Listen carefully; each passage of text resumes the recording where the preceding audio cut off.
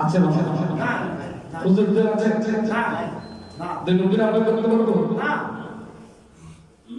আমার কথায় কাছে আপনারা এই জন্য আমি রাসূল 2 মাস আগে থেকে কি বলুন একটা দোষের মাধ্যমে তাম উম্মতকে একবার শামিল করেছেন যে আল্লাহুম্মা বারিক লানা ফি রজব ওয়া শাবান ওয়া বাল্লিগনা রমাদান।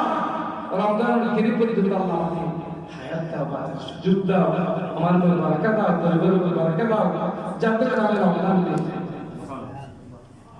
আল্লাহ রমজান ও রাসূল আমরা কেন রমজান পাবো?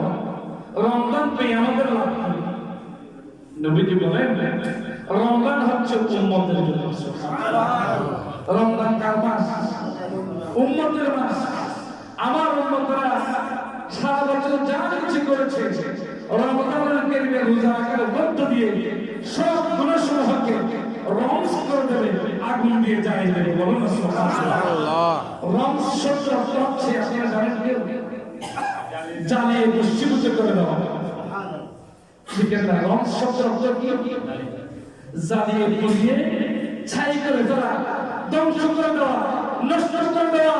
উম্মত যত গুনাহ করেছো রোজা রাখার মধ্য দিয়ে তুমি তোমার তমাম দিন গুনাহসমূহকে পুড়িয়ে ফেলেছো, ধ্বংস করে ফেলেছো। সুবহানাল্লাহ। এর রোজা হচ্ছে উম্মতের জন্য। আল্লাহ তাআলা আমাদেরকে এখন থেকে প্রস্তুত হওয়ার তৌফিক দান করুন। আমিন। একটা কথা হবে ঈমানের উপর।